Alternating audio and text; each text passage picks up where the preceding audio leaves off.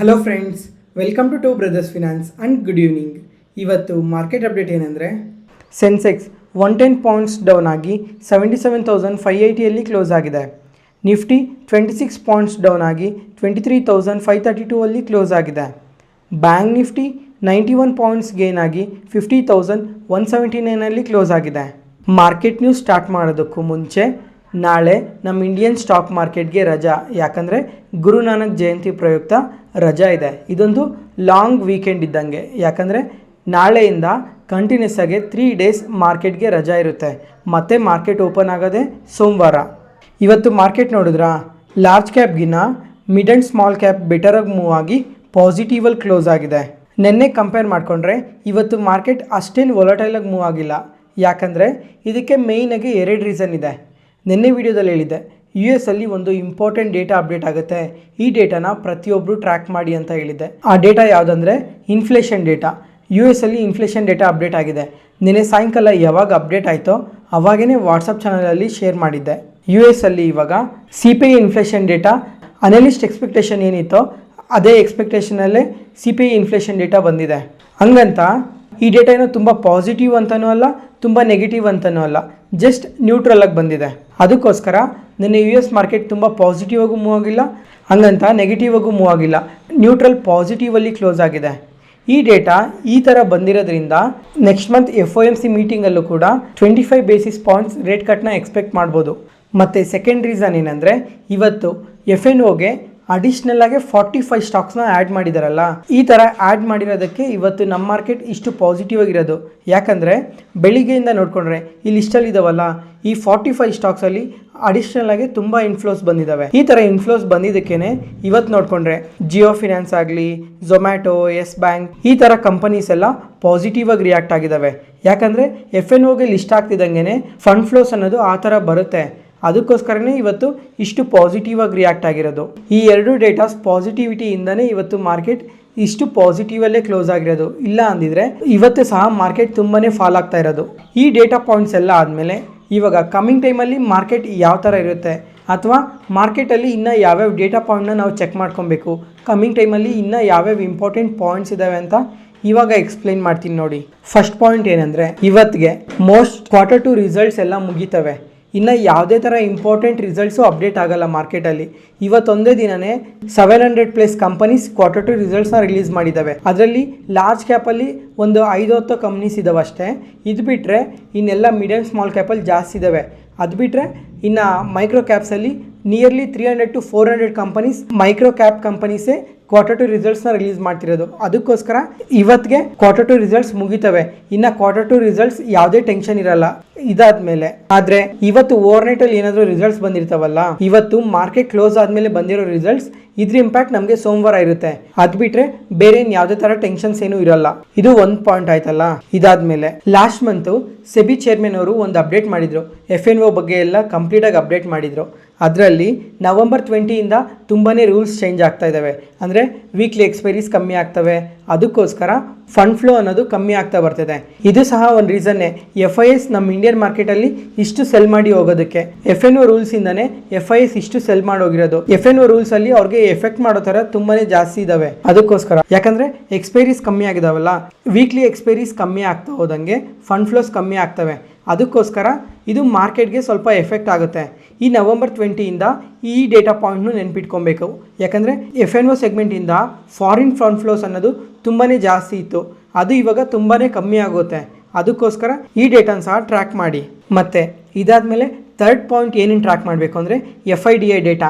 Cash ಮಾರ್ಕೆಟಲ್ಲಿ FIDI data ಯಾವ ಥರ ಇದೆ ಅಂತ ಪ್ರತಿದಿನ ಚೆಕ್ ಮಾಡ್ತಾಯಿರಿ. ಯಾಕಂದರೆ FIS ಅವರು ಪ್ರತಿದಿನವೂ ಸೆಲ್ ಮಾಡ್ತಾ ಇದ್ದಾರಲ್ಲ, ಅದಕ್ಕೋಸ್ಕರ ಈ ಡೇಟಾನ ಟ್ರ್ಯಾಕ್ ಮಾಡಬೇಕು. ಯಾಕಂದರೆ ಈ ಥರ ಸೆಲ್ಲಿಂಗ್ ಇದುವರೆಗೂ ಇಂಡಿಯನ್ ಸ್ಟಾಕ್ ಮಾರ್ಕೆಟ್ ಹಿಸ್ಟ್ರಿಯಲ್ಲೇ ಎಂದೂ ನಡೆದಿರಲಿಲ್ಲ. ಅದಕ್ಕೋಸ್ಕರ ಈ ಡೇಟಾನ ಟ್ರ್ಯಾಕ್ ಮಾಡಬೇಕು. FIS ಅವ್ರು ಏನಾದರೂ ಇದೇ ಥರ ಸೆಲ್ ಮಾಡ್ತಾ ಹೋದರೆ ಮಾರ್ಕೆಟ್ ಇನ್ನೂ ಡೌನ್ ಆಗೋ ಚಾನ್ಸಸ್ ಜಾಸ್ತಿನೇ ಇದೆ. ಅದಕ್ಕೋಸ್ಕರ ನಿನ್ನೆ ಆದರೆ FIS ಅವರು 2,500 ಕೋಟಿ ಸೆಲ್ ಮಾಡಿದ್ದಾರೆ. ಆದರೆ DIs ಮತ್ತು ರಿಟೇಲರ್ಸು ಮಾರ್ಕೆಟ್ನ ತುಂಬ ಸಪೋರ್ಟ್ ಮಾಡಿದ್ದಾರೆ. ನಿನ್ನೆ ಒಂದೇ ದಿನ DIs ಮತ್ತು ರಿಟೇಲರ್ಸು 6,000 ಕೋಟಿ ಬೈ ಮಾಡಿದ್ದಾರೆ. ಈ ತರ ಎಷ್ಟೇ ಸೆಲ್ ಮಾಡಿದ್ರು DIs ರಿಟೇಲರ್ಸ್ ಬೈ ಮಾಡ್ತಾ ಬಂದಿರೋದಕ್ಕೇನೆ ಮಾರ್ಕೆಟ್ ಇನ್ನ ಇಷ್ಟು ಸ್ಟೇಬಲ್ ಆಗಿರೋದು, ಇಲ್ಲಾಂದ್ರೆ ಮಾರ್ಕೆಟ್ ಇನ್ನ ಫಾಲ್ ಆಗ್ತಾ ಇರೋದು. ಅದಕ್ಕೋಸ್ಕರ ಕಮಿಂಗ್ ಟೈಮಲ್ಲಿ ಈ ಡೇಟಾ ಯಾವ ಥರ ಇದೆ ಅಂತ ಡೈಲಿ ಚೆಕ್ ಮಾಡ್ತಾ ಇರಿ. ಮತ್ತೆ ಇನ್ನೊಂದು ಡೇಟಾ ಪಾಯಿಂಟ್ ಏನೇನು ಟ್ರ್ಯಾಕ್ ಮಾಡಬೇಕು ಅಂದರೆ, ಇವಾಗ US ಅಲ್ಲಿ ಹೊಸ ಗೌರ್ಮೆಂಟ್ ಬಂದಿದೆ. ಹೊಸ ಗೌರ್ಮೆಂಟ್ ಬಂದಿರೋದಕ್ಕೆ ಹೊಸದಾಗಿ ಎಕನಾಮಿಕ್ ಪಾಲಿಸೀಸ್ ಏನು ಬರ್ತಾ ಇದ್ದಾವೆ, ಗ್ಲೋಬಲ್ ರಿಲೇಷನ್ಸ್ ಯಾವ ಥರ ಇದ್ದಾವೆ, ಅದಾದಮೇಲೆ ಟ್ಯಾಕ್ಸಸ್ ಯಾವ ಥರ ರೈಸ್ ಮಾಡ್ತಾ ಇದ್ದಾರೆ ಅನ್ನೋದನ್ನು ಪ್ರತಿಯೊಂದನ್ನು ನೋಡ್ಕೊಬೇಕು. ಜೊತೆಗೆ ನಿನ್ನೆ ಸಹ ಹೇಳಿದ್ದೆ, ಇವತ್ತು ನೋಡಿದ್ರಾ ರುಪಿ ವ್ಯಾಲ್ಯೂ ವೀಕ್ ಆಗ್ತಾ ಬರ್ತಾ ಇದೆ, ಡಾಲರ್ ಜಾಸ್ತಿ ಆಗ್ತಾ ಇದೆ. ಅದಕ್ಕೆ ಡಾಲರ್ ವರ್ಸಸ್ ರುಪಿನ ಪ್ರತಿದಿನ ಚೆಕ್ ಮಾಡ್ತಾ ಇರಿ. ಮತ್ತೆ ಇವಾಗ ನಿನ್ನೆ ತಮ್ನೈಲಲ್ಲಿ ಒಂದು ಲೈನ್ ಮೆನ್ಷನ್ ಮಾಡಿದ್ದೆ, ಏನಂತ ಅಂದರೆ ನಿಫ್ಟಿ 10% ಫಾಲ್ ಆಗಿದೆ, ಸೆನ್ಸೆಕ್ಸ್ 10% ಫಾಲ್ ಆಗಿದೆ, ಬ್ಯಾಂಕ್ ನಿಫ್ಟಿ ಸಹ 10% ಫಾಲ್ ಆಗಿದೆ ಅಂತ. ಯಾಕಂದರೆ ಏನಕ್ಕೆ ಫಾಲ್ ಆಯ್ತು ಹೇಳಿ, ಒಂದು Q2 ಅರ್ನಿಂಗ್ಸ್ ವೀಕ್ ಇದೆ ಅಂತ, ಇನ್ನೊಂದು ಓವರ್ ವ್ಯಾಲ್ಯೂಯೇಷನಲ್ಲಿದೆ ಇಂಡಿಯನ್ ಸ್ಟಾಕ್ ಮಾರ್ಕೆಟ್ ಅಂತ. ಇಷ್ಟು ಕರೆಕ್ಟ್ ಆಯಿತು. ಆದರೆ ಇವಾಗ ಎಲ್ಲ ಇಂಡಸ್ಟ್ರೀಸ್ 10% ಫಾಲ್ ಆಗಿದೆ ಅಲ್ಲ. ನಿಫ್ಟಿ 50 PE ನೋಡ್ಕೊಂಡ್ರೆ ಎಷ್ಟಲ್ಲಿದೆ ಹೇಳಿ, 21.7 PE ಇದೆ. ಅಂದರೆ ಇದು ಆವ್ರೇಜು ಅಲ್ಲ, ಎಬೋ ಆವರೇಜು ಅಲ್ಲ, ಮಿಡಲಲ್ಲಿದೆ. ಅದಕ್ಕೋಸ್ಕರ ಇವಾಗ ತುಂಬ ಎಕ್ಸ್ಪೆನ್ಸಿವ್ ಅನ್ಸಲ್ಲ, ತುಂಬ ಅಂಡರ್ ವ್ಯಾಲ್ಯೂನು ಅನ್ಸಲ್ಲ, ಮಿಡ್ ರೇಂಜಲ್ಲಿದೆ ಇವಾಗ PE. ಇದಾದಮೇಲೆ ಇವಾಗ ಸ್ಟಾಕ್ಸ್ ಏನೋ 20% ಫಾಲ್ ಆಗಿದೆ ಅಥವಾ 30% ಫಾಲ್ ಆಗಿದೆ ಅಂತ ಪ್ರಾಫಿಟ್ ಬುಕ್ ಮಾಡ್ಕೊಳಕ್ಕೆ ಎಕ್ಸಿಟ್ ಆಗ್ತಾ ಇರ್ಬೋದೇನೋ. ಆದರೆ ಯಾವುದೇ ಕಾರಣಕ್ಕೂ ಇದನ್ನು ಮ್ಯೂಚುವಲ್ ಫಂಡಲ್ಲಿ ಈ ಥರ ಮಾಡಬೇಡಿ ಎಂದೂ. ಯಾಕಂದರೆ ಇವಾಗ ಪ್ರತಿ ಮ್ಯೂಚುವಲ್ ಫಂಡ್ ನೋಡಿಕೊಂಡ್ರೆ, ಯಾವುದೇ ಥರ ಮ್ಯೂಚುವಲ್ ಫಂಡ್ ಆಗಲಿ, ಲಾರ್ಜ್ ಕ್ಯಾಪ್ ಆಗಲಿ, ಮಿಡ್ ಕ್ಯಾಪ್ ಆಗಲಿ, small cap, hybrid funds, flexi cap, sectoral funds, ಈ ಥರ ಎಲ್ಲ ಮ್ಯೂಚುವಲ್ ಫಂಡ್ಸು ಇದಾವಲ್ಲ, ಈ ಮ್ಯೂಚುವಲ್ ಫಂಡ್ಸು ಈ ಕರೆಕ್ಷನಲ್ಲಿ ನಿಯರ್ಲಿ 10 to 12% ಪ್ರತಿಯೊಂದು ಮ್ಯೂಚುವಲ್ ಫಂಡೂ ಫಾಲ್ ಆಗಿದೆ. ಅದಕ್ಕೋಸ್ಕರ ಪ್ರಾಫಿಟ್ ಬುಕ್ ಮಾಡೋಣ ಅಂತ ಯಾವುದೇ ಕಾರಣಕ್ಕೂ ಮ್ಯೂಚುವಲ್ ಫಂಡ್ಸಿಂದ ಎಕ್ಸಿಟ್ ಆಗಬಾರ್ದು. ಯಾಕಂದರೆ ಎಂದೇ ಆಗಲಿ ಮ್ಯೂಚುವಲ್ ಫಂಡ್ ಅನ್ನೋದು ಯಾವಾಗ ವರ್ಕ್ ಆಗುತ್ತೆ ಅಂದರೆ ಲಾಂಗ್ ರನ್ನಲ್ಲಿ ವರ್ಕ್ ಆಗುತ್ತೆ. 3 years, 5 years, 10 yearsಗೆ ಇದು ಮ್ಯೂಚುವಲ್ ಫಂಡ್ಸ್ ವರ್ಕ್ ಆಗೋದು. ಎಂದೇ ಆಗಲಿ ಶಾರ್ಟ್ ಟರ್ಮಲ್ಲಿ ಮ್ಯೂಚುವಲ್ ಫಂಡ್ಸ್ ವರ್ಕ್ ಆಗಲ್ಲ. ಮ್ಯೂಚುವಲ್ ಫಂಡಲ್ಲಿ ಇನ್ವೆಸ್ಟ್ ಮಾಡೋರು ಮಾರ್ಕೆಟ್ಸ್ ಎಷ್ಟೇ ಫಾಲ್ ಆದ್ರೂ ಅದನ್ನು ಕಂಟಿನ್ಯೂಸ್ ಆಗಿ ಆವ್ರೇಜ್ ಮಾಡ್ತಾ ಹೋದರೆ ನೀವು ಫ್ಯೂಚರಲ್ಲಿ ತುಂಬಾ ವೆಲ್ತ್ ಜನ್ರೇಟ್ ಮಾಡ್ಬೋದು. ಅದಕ್ಕೋಸ್ಕರ ಇಂಥ ಫಾಲ್ಸಲ್ಲಿ ಎಂದೂ ಮ್ಯೂಚುವಲ್ ಫಂಡಿಂದ ಎಕ್ಸಿಟ್ ಆಗೋಕ್ಕೆ ಹೋಗಬೇಡಿ. ಮತ್ತು ಮಾರ್ಕೆಟ್ ಫಾಲ್ ಆಗ್ತಾಯಿದೆ ಅಂತ ನಿಮ್ಮ ಸಿಪ್ನ ಸ್ಟಾಪ್ ಮಾಡೋಕ್ಕೆ ಹೋಗಬೇಡಿ. ನೀವು ಸಿಪ್ ಯಾವ ಥರ ಪ್ರತಿ ತಿಂಗಳು ಇನ್ವೆಸ್ಟ್ ಮಾಡ್ತಾ ಇದ್ದೀರೋ ಸಿಪ್ನ ಅದೇ ಥರನೇ ಇನ್ವೆಸ್ಟ್ ಮಾಡ್ತಾ ಹೋಗಿ, ಯಾವುದೇ ಕಾರಣಕ್ಕೂ ಸ್ಟಾಪ್ ಮಾಡೋಕ್ಕೆ ಹೋಗಬೇಡಿ. ಇವಾಗಿಂದ ಈ ಎಲ್ಲ ಪಾಯಿಂಟ್ಸು ಮುಗಿದ್ಮೇಲೆ ಇವಾಗಿಂದ ನೀವು ಕೇಳ್ಬೋದು, ಮಾರ್ಕೆಟಲ್ಲಿ Q2 ರಿಸಲ್ಟ್ಸ್ ಮುಗ್ದಿದೆ, ನಿಫ್ಟಿ 50 ವ್ಯಾಲ್ಯೂಯೇಷನ್ ಪ್ರಕಾರನೂ ಕರೆಕ್ಟಾಗೇ ಇದೆ, ಇವಾಗಿಂದ ಮಾರ್ಕೆಟ್ ಬೆಳಿಬೋದಾ ಅಥವಾ ಇದೇ ಥರ ಫಾಲ್ ಆಗುತ್ತಾ ಅಂತ ನೀವು ಕ್ವಶನ್ ಕೇಳಿದ್ರೆ ನಾನು ಇದಕ್ಕೆ ಎರಡು ಆನ್ಸರ್ ಹೇಳ್ತೀನಿ. ಒಂದು ಏನು ಗೊತ್ತಾ, FII ಸೆಲ್ಲಿಂಗ್ ಏನಾದರೂ ಸ್ಟಾಪ್ ಆಗಿ ಮತ್ತೆ ಮಾರ್ಕೆಟ್ ಒಳಗಡೆ ಫಂಡ್ ಫ್ಲೋಸ್ ಬಂದರೆ ಮಾರ್ಕೆಟ್ ಬೆಳೀತದೆ. ಅದಾದಮೇಲೆ ಇನ್ನೊಂದು ಟೆನ್ಷನ್ ಏನಿದೆ ಅಂದರೆ Q3 ರಿಸಲ್ಟ್ಸ್, ಜನವರಿಯಲ್ಲಿ Q3 ರಿಸಲ್ಟ್ಸ್ ಶುರು ಆಗುತ್ತೆ. ಈ ರಿಸಲ್ಟ್ ಕೂಡ ಮಾರ್ಕೆಟ್ಗೆ ತುಂಬಾ ಇಂಪಾರ್ಟೆಂಟ್. ಅದಕ್ಕೋಸ್ಕರ ಇದು ನನಗೆ ಸ್ವಲ್ಪ ಟೆನ್ಷನ್. ಬುಲ್ ರನ್ ಯಾವಾಗ ಶುರು ಆಯಿತು ಅಂತ ನಿಮ್ಗೆ ಗೊತ್ತಿದೆ ಅಲ್ಲ, ಅವಾಗ ಮಾರ್ಕೆಟಲ್ಲಿ ತುಂಬಾ ರ್ಯಾಲಿ ಆಗೋಗಿದ್ವು. ಅದಕ್ಕೋಸ್ಕರ ಆ ಟೈಮಲ್ಲಿ ಒಳ್ಳೆ ರಿಸಲ್ಟ್ಸ್ನ ಪೋಸ್ಟ್ ಮಾಡಿದ್ದಾರೆ Q3 ಎಲ್ಲ. ಅದಕ್ಕೋಸ್ಕರ ಅದ್ರ ಇಂಪ್ಯಾಕ್ಟ್ ಈ ಸಲ ಬರೋ Q3ಯಲ್ಲೂ ಇರುತ್ತಾ ಇರಲ್ವಾ ಅಂತ ನೋಡಬೇಕು. ನನ್ನ ಪ್ರಕಾರ Q3ಯಲ್ಲೂ ಸ್ವಲ್ಪ ಕರೆಕ್ಷನ್ಸ್ ನೋಡ್ಬೋದು. ಯಾಕಂದರೆ ಮೋಸ್ಟ್ ಆಫ್ ದ ಕಂಪನೀಸ್ ಎಲ್ಲ Q3 ರಿಸಲ್ಟ್ಸ್ ವೀಕಾಗೆ ಪೋಸ್ಟ್ ಮಾಡೋ ಚಾನ್ಸಸ್ ಜಾಸ್ತಿನೇ ಇದೆ. ಅದಕ್ಕೋಸ್ಕರ ಈ ಥರ ಕರೆಕ್ಷನ್ಸ್ನ ನೋಡ್ಬೋದು. ಇವಾಗ ನಾನು ಏನೇನು ಮೆನ್ಷನ್ ಮಾಡಿದ್ದೀನಿ ಪಾಯಿಂಟ್ಸ್ನ, ಈ ಪ್ರತಿ ಪಾಯಿಂಟ್ನು ನೆನ್ಪಿಟ್ಕೊಳ್ಳಿ. ಯಾವುದೇ ಕಾರಣಕ್ಕೂ ನಾನು ಹೇಳಿದ ಪಾಯಿಂಟ್ಸಲ್ಲಿ ಯಾವ ಪಾಯಿಂಟ್ನೂ ನೆಗ್ಲೆಕ್ಟ್ ಮಾಡಬೇಡಿ ಮತ್ತು ಸ್ಕಿಪ್ ಮಾಡೋಕ್ಕೆ ಹೋಗಬೇಡಿ. ಪ್ರತಿಯೊಂದು ಟ್ರ್ಯಾಕ್ ಮಾಡ್ತಾ ಇರಿ. ಲಾಂಗ್ ಟರ್ಮ್ ಇನ್ವೆಸ್ಟರ್ಸ್ಗೆ ಪ್ರತಿಯೊಂದು ಡೇಟಾನು ಇಂಪಾರ್ಟೆಂಟೇ, ಪ್ರತಿಯೊಂದು ಡೇಟಾ ಪಾಯಿಂಟ್ನು ಟ್ರ್ಯಾಕ್ ಮಾಡ್ತಾನೆ ಇರಬೇಕಾಗುತ್ತೆ. ಅದಕ್ಕೋಸ್ಕರ ಮತ್ತೆ ಇವತ್ತು ಗ್ಲೋಬಲ್ ಲೀಡರ್ ಸಮ್ಮಿಟ್ ನಡೆದಿದೆ. ಇದರಲ್ಲಿ ಸಹ ಒಬ್ಬರು FIIs ಏನಾದರೂ ಮತ್ತೆ ನಮ್ಮ ಇಂಡಿಯನ್ ಈಕ್ವಿಟಿ ಮಾರ್ಕೆಟ್ಸಲ್ಲಿ ಇನ್ವೆಸ್ಟ್ ಮಾಡೋದು ಶುರು ಮಾಡಿದ್ರೆ ನಿಫ್ಟಿ ಮತ್ತೆ 30,000ಗೆ ರೀಚ್ ಆಗೋ ಚಾನ್ಸಸ್ ಕೂಡ ಇದೆ ಅಂತಲೇ ಹೇಳಿದ್ದಾರೆ. ಮತ್ತು ಈ ಸಮ್ಮಿಟಲ್ಲಿ ಎಕಾನಮಿ ಬಗ್ಗೆ, ಇನ್ಫ್ಲೇಷನ್ ಬಗ್ಗೆ, ರೇಟ್ ಕಟ್ ಬಗ್ಗೆ ಎಲ್ಲ ತುಂಬಾ ಮಾತಾಡಿದ್ದಾರೆ. ಮತ್ತು RBI ಚೇರ್ಮನ್ ಅವ್ರಿಗೆ ರೇಟ್ ಕಟ್ ಏನಾದರೂ ಚಾನ್ಸಸ್ ಇದೆಯಾ ಡಿಸೆಂಬರಲ್ಲಿ ಅಂತ ಕೇಳಿದ್ದಕ್ಕೆ, ಡಿಸೆಂಬರ್ ಮೀಟಿಂಗಲ್ಲಿ ಪ್ರತಿ ಡೇಟಾ ಪಾಯಿಂಟ್ನು ಚೆಕ್ ಮಾಡಿಕೊಂಡು ನಿಯರ್ ಟರ್ಮಲ್ಲಿ ಅಂದರೆ MPC ಮೀಟಿಂಗಲ್ಲಿ ಅಪ್ಡೇಟ್ ಮಾಡ್ತೀವಿ ಅಂತ ಹೇಳಿದ್ದಾರೆ. ನೋಡೋಣ ರೇಟ್ ಕಟ್ ಮಾಡ್ತಾರೋ ಮಾಡಲ್ವೋ. ಸೆಕ್ಟಾರ್ ವೈಸ್ ನೋಡಿಕೊಂಡ್ರೆ ಇವತ್ತು R ಸೆಕ್ಟರ್ ನೆಗೆಟಿವಲ್ಲಿ ಕ್ಲೋಸ್ ಆಗಿದೆ, R ಸೆಕ್ಟರ್ ಪಾಸಿಟಿವಲ್ಲಿ ಕ್ಲೋಸ್ ಆಗಿದೆ. ಅದರಲ್ಲಿ ಇವಾಗ ಫಸ್ಟ್ ನೆಗೆಟಿವಾಗಿ ಕ್ಲೋಸ್ ಆಗಿರೋದು ನೋಡಿ FMCG. ಇವತ್ತೊಂದೇ ದಿನನೇ 1.5% ಕರೆಕ್ಟ್ ಆಗಿದೆ. ಇನ್ಫ್ಲೇಷನ್ ಡೇಟಾ ವೀಕಾಗಿ ಬಂದಿದೆ ಅಲ್ಲ, ಅದಕ್ಕೋಸ್ಕರ ಈ ಥರ FMCG ಇಷ್ಟೊಂದು ಕರೆಕ್ಟ್ ಆಗಿರೋದು. ರೀಸೆಂಟಾಗಿ ವಾಟ್ಸಪ್ ಚಾನಲ್ ಶುರು ಮಾಡಿದ್ದೆ. ಈ ಚಾನಲಲ್ಲಿ 24 hours ಮಾರ್ಕೆಟ್ ರಿಲೇಟೆಡ್ ಇನ್ಫಾರ್ಮೇಷನ್ನ ಶೇರ್ ಮಾಡ್ತಾ ಇರ್ತೀನಿ. ಎಸ್ಪೆಷಲಿ ಮಾರ್ಕೆಟ್ ಕ್ಲೋಸ್ ಆದಮೇಲೆ ಬರೋ ಪ್ರತಿ ಇನ್ಫಾರ್ಮೇಷನ್ನು ಶೇರ್ ಮಾಡ್ತಾ ಇರ್ತೀನಿ. ಡಿಸ್ಕ್ರಿಪ್ಷನಲ್ಲಿ ಲಿಂಕ್ ಕೊಟ್ಟಿರ್ತೀನಿ, ಒಂದ್ಸಲ ಚೆಕ್ ಮಾಡಿ. Market key updates. ಇವತ್ತು ನೀವಾ ಬೂಪಾ ಹೆಲ್ತ್ ಇನ್ಶೂರೆನ್ಸ್ ಕಂಪನಿ IPO ಆಗಿ ಬಂದು ಮಾರ್ಕೆಟ್ಗೆ ಲಿಸ್ಟ್ ಆಗಿದೆ. ಇನ್ವೆಸ್ಟರ್ಸ್ಗೆ ಎಬೋವ್ 5% ಲಿಸ್ಟಿಂಗ್ ಗೇನ್ಸ್ ಕೊಟ್ಟಿದೆ. ಆದರೆ ಮಾರ್ಕೆಟ್ ಕ್ಲೋಸ್ ಆಗೋಷ್ಟೊತ್ತಿಗೆ ಫಾಲ್ ಆಗಿದೆ. ಮತ್ತು ಆಕ್ಮೆ ಸೋಲಾರ್ ನಿನ್ನೆ ಮಾರ್ಕೆಟ್ಗೆ ಲಿಸ್ಟ್ ಆಯ್ತಲ್ಲ ಈ ಕಂಪನಿ, ಇವರು ನಿನ್ನೆ ಸಹ ಡಿಸ್ಕೌಂಟಲ್ಲಿ ಲಿಸ್ಟ್ ಆದರು. ಜೊತೆಗೆ ಇವತ್ತು ಸಹ 10% ಫಾಲ್ ಆಗಿದೆ. ಯಾಕಂದರೆ ಮೋರ್ಗನ್ ಸ್ಟ್ಯಾನ್ಲೆ IFSC ಫಂಡ್ ಅವರು 3.1 ಮಿಲಿಯನ್ ಈಕ್ವಿಟಿ ಶೇರ್ಸ್ನ ₹260 ಪರ್ ಶೇರಲ್ಲಿ ಸೆಲ್ ಮಾಡಿದ್ದಾರೆ ಬ್ಲಾಕ್ ಡೀಲಲ್ಲಿ. ಅದಕ್ಕೋಸ್ಕರ ಇವತ್ತು ಅಡಿಷ್ನಲ್ ಆಗಿ ಇನ್ನೂ 10% ಫಾಲ್ ಆಗಿರೋದು. ಯಾಕೆ ಈ ಥರ ಮಾಡ್ತಾರೆ ಅಂದರೆ, ಒಂದು ಈ ಥರ IPOಸಲ್ಲಿ ಲಿಸ್ಟಿಂಗ್ ಗೇನ್ಸ್ ಏನಾದರೂ ಬರುತ್ತಾ ಅಂತ ನೋಡ್ತಾರೆ. ಲಿಸ್ಟಿಂಗ್ ಗೇನ್ಸ್ ಏನಾದರೂ ಬರಲಿಲ್ಲ ಅಂದರೆ ಈ ಥರ ಸೆಲ್ ಮಾಡ್ತಾ ಹೋಗ್ತಾರೆ. ಇವಾಗ ರಿಟೇಲ್ ಇನ್ವೆಸ್ಟರ್ಸ್ ಕೂಡ ಅದೇ ಮಾಡ್ತಾರೆ. IPOಗೆ ಬಂದಾಗ ಎಲ್ಲದಕ್ಕೂ ಅಪ್ಲೈ ಮಾಡ್ತಾರೆ. ಲಿಸ್ಟಿಂಗ್ ಗೇನ್ಸ್ ಏನಾದರೂ ಚೆನ್ನಾಗಿ ಬರಲಿಲ್ಲ ಅಂದರೆ 1 or 2 ಡೇಸಲ್ಲಿ ಎಕ್ಸಿಟ್ ಆಗಿ ಹೋಗ್ತಾರೆ. ಈ ಥರ ಜಾಸ್ತಿ ನಾವು ಎಲ್ಲಿ ನೋಡಿದ್ವಿ ಹೇಳಿ? SME IPOಸಲ್ಲಿ ಇದೇ ಥರ ತುಂಬ ನೋಡಿದ್ವಿ. ಯಾಕಂದರೆ ಅಲ್ಲಿ ಲಿಸ್ಟಿಂಗ್ ಗೇನ್ಸ್ ಚೆನ್ನಾಗಿ ಬರುತ್ತೆ ಅಂತ ಇನ್ವೆಸ್ಟ್ ಮಾಡ್ತಾರೆ. ಅದಾದಮೇಲೆ ಲಿಸ್ಟಿಂಗ್ ಗೇನ್ಸ್ ಬರ್ತಿದ್ದಂಗೆ 1 or 2 ಡೇಸಲ್ಲಿ ಕಂಪ್ಲೀಟಾಗಿ ಎಕ್ಸಿಟ್ ಆಗೋಗ್ತಾರೆ. SME ಕಂಪನೀಸಲ್ಲಿ ಮೋಸ್ಟ್ ಆಫ್ ದ ಕಂಪನೀಸ್ ಎಲ್ಲ ಇವಾಗ ನೆಗೆಟಿವಲ್ಲೇ ಟ್ರೇಡ್ ಆಗ್ತಾ ಇದ್ದಾವೆ. ಯಾಕಂದರೆ ಇನ್ವೆಸ್ಟ್ ಮಾಡ್ತಾರೆ, ಲಿಸ್ಟಿಂಗ್ ಗೇನ್ಸ್ ಬರ್ತಿದ್ದಂಗೆ ಎಕ್ಸಿಟ್ ಆಗೋಗ್ತಾ ಇದ್ದಾರೆ, ಮತ್ತು ಅದರಲ್ಲಿ ಇನ್ವೆಸ್ಟ್ ಮಾಡ್ತಾನೇ ಇಲ್ಲ ಯಾರೂ. ಅದಕ್ಕೋಸ್ಕರ ಮೋಸ್ಟ್ ಆಫ್ ದ ಕಂಪನೀಸ್ ನೆಗೆಟಿವಲ್ಲೇ ಇದ್ದಾವೆ ಇವಾಗ. ಟಾಟಾ ಪವರ್ ಈ ಕಂಪನಿ ಇವತ್ತು ಇಂಟ್ರಾಡೇ ಸೆಷನಲ್ಲಿ ಶೇರ್ ಪ್ರೈಸ್ ಎಬೋವ್ 3% ಮೂವ್ ಆಗಿದೆ. ಯಾಕಂದರೆ ಟಾಟಾ ಪವರ್ ಅವ್ರಿಗೆ ಒಂದು ಸಬ್ಸಿಡರಿ ಕಂಪನಿ ಇದೆ, Tata power renewable energy limited ಅಂತ. ಇವ್ರಿಗೆ ಒಂದು EPC ಕಾಂಟ್ರಾಕ್ಟ್ ಬಂದಿದೆ 596 ಕ್ರೋರ್ಸ್ದು. ಏನಕ್ಕಂದರೆ ಒಂದು ಇಂಡಿಯಾದಲ್ಲೇ ಲಾರ್ಜೆಸ್ಟ್ ಫ್ಲೋಟಿಂಗ್ ಸೋಲಾರ್ ಇನ್ಸ್ಟಾಲೇಷನ್ಗೆ. ಇದು ಮಧ್ಯಪ್ರದೇಶಲ್ಲಿ 2 ರಿಸರ್ವೈರ್ ಇದೆ, ಅಲ್ಲಿ ಇನ್ಸ್ಟಾಲೇಷನ್ ಮಾಡಬೇಕು ಅಂತ ಈ ಅಪ್ಡೇಟ್ ಬಂದಿರೋದು. ಅಂದರೆ ಇಂಡಿಯಾದಲ್ಲೇ ಲಾರ್ಜೆಸ್ಟ್ ಫ್ಲೋಟಿಂಗ್ ಸೋಲಾರ್, ಜೊತೆಗೆ 126 ಮೆಗಾವಾಟ್ಸ್ ಆರ್ಡರ್ ಇದು. ಅದಕ್ಕೋಸ್ಕರನೇ ಇವತ್ತು ಟಾಟಾ ಪವರ್ ಕಂಪನಿ ಇಷ್ಟು ಪಾಸಿಟಿವ್ ಆಗಿ ರಿಯಾಕ್ಟ್ ಆಗಿರೋದು. HAL ಹಿಂದೂಸ್ತಾನ್ ಏರೋನಾಟಿಕ್ಸ್ ಲಿಮಿಟೆಡ್ ಈ ಕಂಪನಿ ಇವತ್ತು ನಮ್ಮ ಮಾರ್ಕೆಟ್ ಟೈಮಲ್ಲೇ Q2 ರಿಸಲ್ಟ್ಸ್ನ ರಿಲೀಸ್ ಮಾಡಿದ್ದಾರೆ.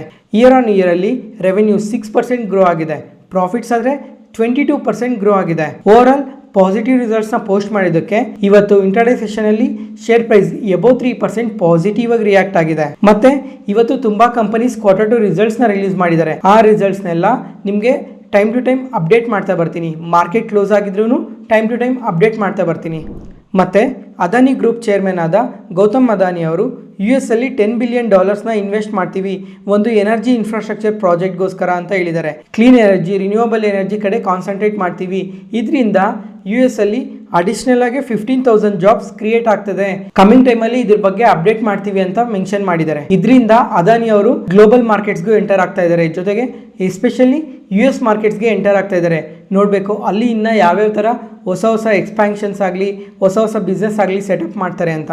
ನೆಕ್ಸ್ಟ್ ಇವಾಗ ಇನ್ನೂ ಯಾರಾದರೂ Bandhan US equity fund of ಫಂಡಲ್ಲಿ ಯಾರಾದರೂ ಇನ್ವೆಸ್ಟ್ ಮಾಡ್ತಾ ಇದ್ರೆ ಇವಾಗಿಂದ ಟೆಂಪರರಿ ಆಗಿ ಫಂಡ್ಸ್ನೆಲ್ಲ ಸಸ್ಪೆಂಡ್ ಮಾಡಿದ್ದಾರೆ. ಅಂದರೆ ಎಕ್ಸಿಸ್ಟಿಂಗ್ ಯೂಸರ್ಸ್ ಆಗಲಿ ಹೊಸ ಯೂಸರ್ಸ್ ಆಗಲಿ ಯಾವುದೇ ಥರ ಇನ್ವೆಸ್ಟ್ಮೆಂಟ್ ಮಾಡೋಕ್ಕಾಗಲ್ಲ. ಅಂದರೆ ಸಿಪ್ ಬೇಸಲ್ಲಾಗಲಿ ಅಥವಾ ಸಿಸ್ಟಮೆಟಿಕ್ ಟ್ರಾನ್ಸ್ಫರ್ ಪ್ಲಾನಲ್ಲಾಗಲಿ ಲಮ್ಸಮ್ ಆಗಲಿ ಯಾವುದೇ ಥರ ಅಡಿಷನಲ್ ಆಗಿ ಇನ್ವೆಸ್ಟ್ಮೆಂಟ್ ಮಾಡೋಕ್ಕಾಗಲ್ಲ. ಯಾಕಂದರೆ ಅಡಿಷನಲ್ ಹೊಸ ಫಂಡ್ಸ್ನೆಲ್ಲ ಸಸ್ಪೆಂಡ್ ಮಾಡಿದ್ದಾರೆ. ಯಾಕಂದರೆ ಸ್ವಲ್ಪ ರೂಲ್ಸ್ ಆ್ಯಂಡ್ ರೆಗ್ಯುಲೇಷನ್ಸ್ ಇರುತ್ತೆ ಈ ಮ್ಯೂಚುವಲ್ ಫಂಡ್ಸ್ಗೆ. ಏನಂದರೆ US ಬೇಸ್ ಫಂಡ್ ಇದು, ಅದಕ್ಕೋಸ್ಕರ ಕ್ಯಾಪಿಂಗ್ ಇರುತ್ತೆ. ಇಷ್ಟು ಪರ್ಸೆಂಟೇಜ್ ಮಾತ್ರನೇ ಈ ಥರ ಫಂಡ್ಸ್ಗೆಲ್ಲ ಇನ್ವೆಸ್ಟ್ ಮಾಡಬೇಕಾಗಿರೋದು. ಈ ಕ್ಯಾಪಿಂಗ್ ಏನಾದರೂ ದಾಟಿದ್ರೆ ಸ್ವಲ್ಪ ಫಂಡ್ಸ್ನೆಲ್ಲ ಸಸ್ಪೆಂಡ್ ಮಾಡ್ತಾರೆ ಸ್ವಲ್ಪ ತಿಂಗಳವರೆಗೂ. ಅದಕ್ಕೋಸ್ಕರ ಈ ಮ್ಯೂಚುವಲ್ ಫಂಡಲ್ಲಿ ಅಡಿಷ್ನಲ್ ಆಗಿ ಯಾವುದೇ ಥರ ಇನ್ಫ್ಲೋಸ್ನ ತಗೊಳಲ್ಲ ಮ್ಯೂಚುವಲ್ ಫಂಡ್ಸ್ ಅವರು. ಮತ್ತು ಇವಾಗ ಈ ಟೈಮಲ್ಲಿ ನೀವು ಯಾರಾದರೂ ಈ ಫಂಡಿಂದ ಎಕ್ಸಿಟ್ ಆಗಬೇಕಂದ್ರೂ ನಿಮಗೆ ಬೇಕಂದರೆ ಎಕ್ಸಿಟ್ ಸಹ ಆಗ್ಬೋದು, ಅಥವಾ ನಿಮಗೆ ಬೇರೆ ಮ್ಯೂಚುವಲ್ ಫಂಡ್ಗೆ ಸ್ವಿಚ್ ಆಗಬೇಕಂದ್ರೂ ಆಪ್ಷನ್ ಇದೆ ಸ್ವಿಚ್ ಆಗೋ ಥರ. ಆದರೆ ಯಾವುದೇ ಥರ ಹೊಸಗೆ ಮ್ಯೂಚುವಲ್ ಫಂಡ್ ಒಳಗಡೆ ಇನ್ವೆಸ್ಟ್ ಮಾಡೋಕ್ಕೆ ಮಾತ್ರ ಚಾನ್ಸಸ್ ಇರಲ್ಲ ಅಷ್ಟೇ. ಯಾವುದೇ ಪಾಯಿಂಟಲ್ಲಿ ನಾನು ಹೇಳೋ ಇನ್ಫಾರ್ಮೇಷನ್ ನಿಮಗೆ ಯೂಸ್ಫುಲ್ ಅನಿಸಿದ್ರೆ ಈ ವಿಡಿಯೋನ ಲೈಕ್ ಮಾಡಿ, ಮತ್ತು ನಿಮ್ಮ ಫ್ರೆಂಡ್ಸಲ್ಲಿ ಯಾರಿಗಾದ್ರೂ ಸ್ಟಾಕ್ ಮಾರ್ಕೆಟ್ ಬಗ್ಗೆ ಇಂಟ್ರೆಸ್ಟ್ ಇರೋರಿಗೆ ಈ ವಿಡಿಯೋಸ್ನ ಶೇರ್ ಮಾಡಿ, ಅವ್ರಿಗೂ ತುಂಬ ಉಪಯೋಗ ಆಗುತ್ತೆ. ನೆಕ್ಸ್ಟ್ Q2 ರಿಸಲ್ಟ್ಸ್ ನೋಡಿಕೊಂಡ್ರೆ ಟೊರೆಂಟ್ ಪವರ್ ಇದು ಇಂಟಿಗ್ರೇಟೆಡ್ ಪವರ್ ಯುಟಿಲಿಟಿ ಕಂಪನಿ. ಇವರು ಪವರ್ ಜನ್ರೇಷನ್, ಟ್ರಾನ್ಸ್ಮಿಷನ್, ಡಿಸ್ಟ್ರಿಬ್ಯೂಷನ್ ಮಾಡ್ತಾರೆ ಮತ್ತು ಕೇಬಲ್ಸ್ನ ಮ್ಯಾನುಫ್ಯಾಕ್ಚರ್ ಮಾಡಿ ಸಪ್ಲೈ ಮಾಡ್ತಾರೆ.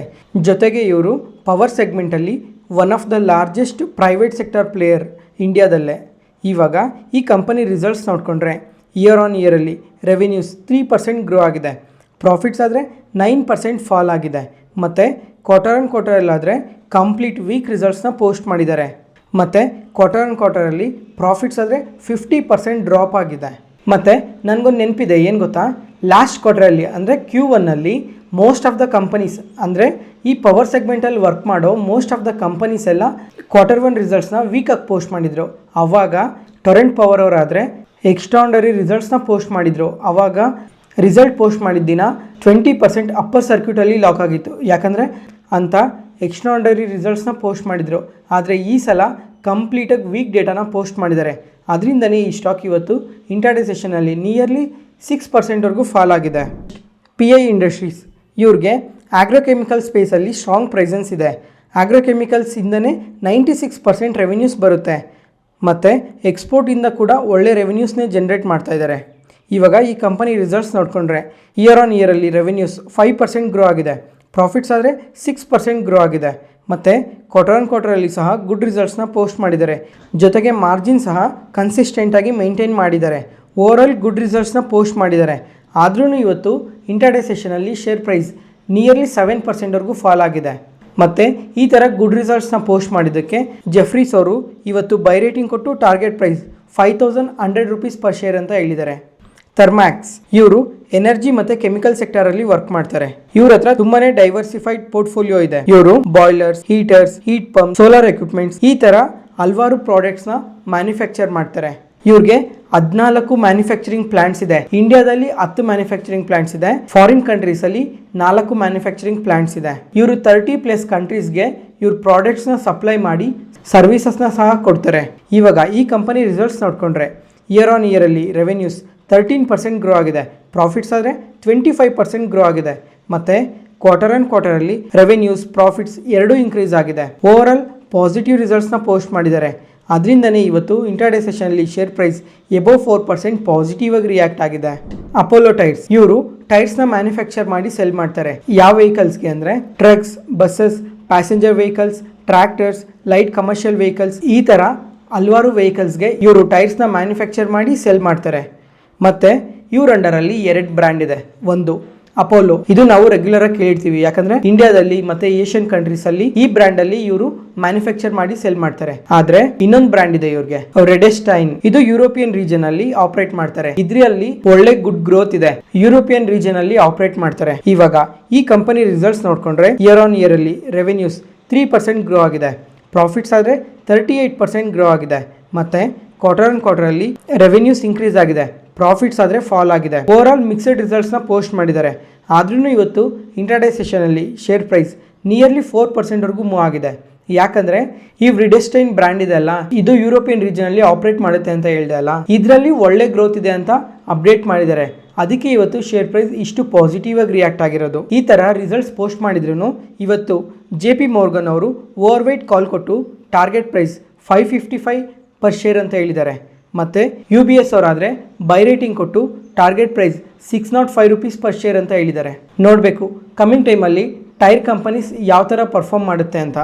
ಐಷರ್ ಮೋಟರ್ಸ್ ಇವರು ಇಂಡಿಯನ್ ಮಲ್ಟಿನ್ಯಾಷನಲ್ ಆಟೋಮೋಟಿವ್ ಕಂಪನಿ. ಇವರು ಮೋಟಾರ್ ಸೈಕಲ್ಸ್ನ ಮತ್ತು ಕಮರ್ಷಿಯಲ್ ವೆಹಿಕಲ್ಸ್ನ ಮ್ಯಾನುಫ್ಯಾಕ್ಚರ್ ಮಾಡ್ತಾರೆ. ಈ ರಾಯಲ್ ಎನ್ಫೀಲ್ಡ್ ಬೈಕ್ ಇದೆ ಅಲ್ಲ, ಅದನ್ನು ಈ ಐಷರ್ ಮೋಟರ್ಸ್ ಅಂಡರಲ್ಲೇ ಬರುತ್ತೆ. ಇವಾಗ ಈ ಕಂಪನಿ ರಿಸಲ್ಟ್ಸ್ ನೋಡಿಕೊಂಡ್ರೆ ಇಯರ್ ಆನ್ ಇಯರಲ್ಲಿ ರೆವೆನ್ಯೂಸ್ 4% ಇನ್ಕ್ರೀಸ್ ಆಗಿದೆ, ಪ್ರಾಫಿಟ್ಸ್ ಆದರೆ 8% ಇನ್ಕ್ರೀಸ್ ಆಗಿದೆ ಮತ್ತು ಕ್ವಾರ್ಟರಲ್ಲಿ ರೆವೆನ್ಯೂಸ್ ಮತ್ತು ಪ್ರಾಫಿಟ್ಸ್ ಸ್ವಲ್ಪ ಫಾಲ್ ಆಗಿದೆ ಮತ್ತು ಅನಲಿಸ್ಟ್ ಎಕ್ಸ್ಪೆಕ್ಟೇಷನ್ನ ಬೀಟ್ ಮಾಡಿದ್ದಾರೆ.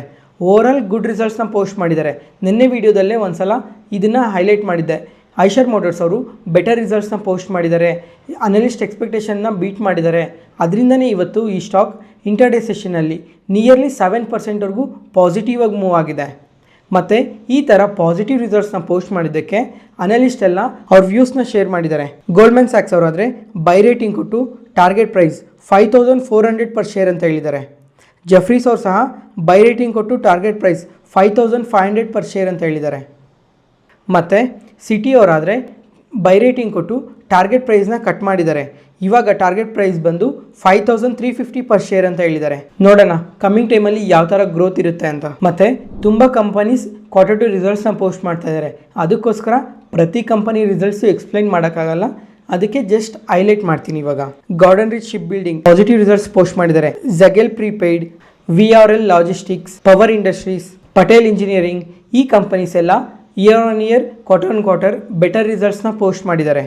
ಮತ್ತು GNFC, Deepak nitrate, brigade enterprises, sun TV network ಈ ಕಂಪನೀಸ್ ಎಲ್ಲ ಸ್ವಲ್ಪ ವೀಕ್ ರಿಸಲ್ಟ್ಸ್ನ ಪೋಸ್ಟ್ ಮಾಡಿದ್ದಾರೆ. ಇವತ್ತಿಗೆ ಅಪ್ಡೇಟ್ ಮುಗೀತು. ಈ ವಿಡಿಯೋ ಇಷ್ಟ ಆದರೆ ಲೈಕ್ ಮಾಡಿ, ಶೇರ್ ಮಾಡಿ, ಸಬ್ಸ್ಕ್ರೈಬ್ ಆಗಿ. ಮತ್ತೆ ನಾಳೆ ಹೊಸ ಸ್ಟಾಕ್ ಮಾರ್ಕೆಟ್ ನ್ಯೂಸ್ ಅನಾಲಿಸಿಸ್ ವಿಡಿಯೋಲಿ ಸಿಗೋಣ. ನಾನು ಹೇಳಿದ ಇನ್ಫಾರ್ಮೇಷನಲ್ಲಿ ಯಾವುದೇ ಥರ ಡೌಟ್ ಇದ್ದರೂ ಕಮೆಂಟ್ ಸೆಕ್ಷನಲ್ಲಿ ಕಮೆಂಟ್ ಮಾಡಿ. ಪ್ರತಿಯೊಂದು ಕಮೆಂಟ್ಗೂ ರಿಪ್ಲೈ ಕೊಡ್ತೀನಿ. ಮತ್ತು ಆಗಲೇ ಹೇಳ್ದೆ ಅಲ್ಲ, ಇನ್ನು 3 days ಮಾರ್ಕೆಟ್ ಹಾಲಿಡೇ ಇರುತ್ತೆ. ಅದಕ್ಕೋಸ್ಕರ ವಾಟ್ಸಪ್ ಚಾನಲ್ನ ಅವಾಗವಾಗ ಚೆಕ್ ಮಾಡ್ತಾ ಇರಿ. ಏನಾದರೂ ಇಂಪಾರ್ಟೆಂಟ್ ಇನ್ಫಾರ್ಮೇಷನ್ ಇದ್ದರೆ ಪ್ರತಿಯೊಂದನ್ನು ಇಲ್ಲಿ ಶೇರ್ ಮಾಡ್ತಾ ಇರ್ತೀನಿ. ಅದಕ್ಕೋಸ್ಕರ ಥ್ಯಾಂಕ್ ಯು.